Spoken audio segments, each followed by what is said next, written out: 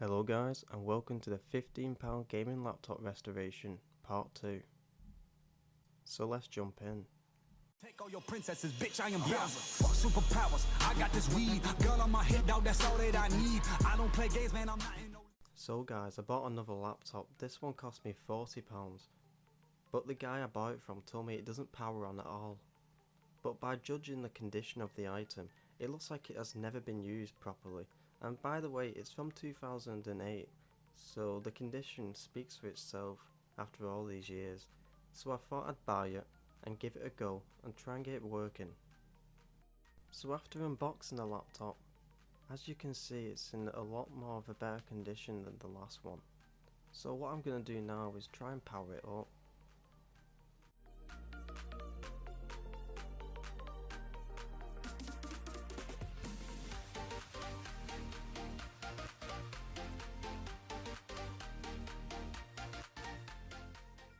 And as we can see, the laptop turns on just fine. Nothing wrong with it.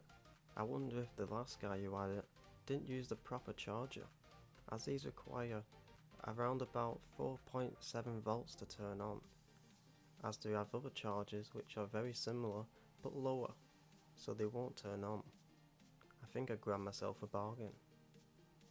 The only thing to do now is to take this apart and put in the better CPU and the better graphics card out of the other one that didn't work, as well as find out how clean this laptop is inside. So let's do this.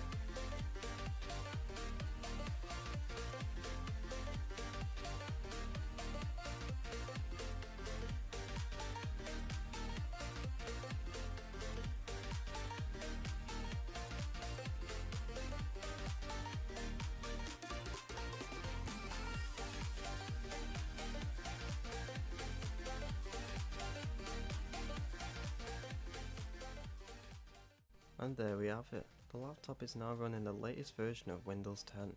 The only thing left to do now is test what games can run on this system. Since it's from 2008, there won't be many games what are new but will run on it. But we'll find out in part 3 what this laptop can actually run.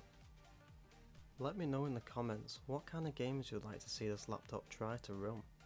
I'll be doing quite a few games just to make sure we find out how powerful this laptop really is now. So as always, thanks for watching, and I'll catch you in part 3. Bye.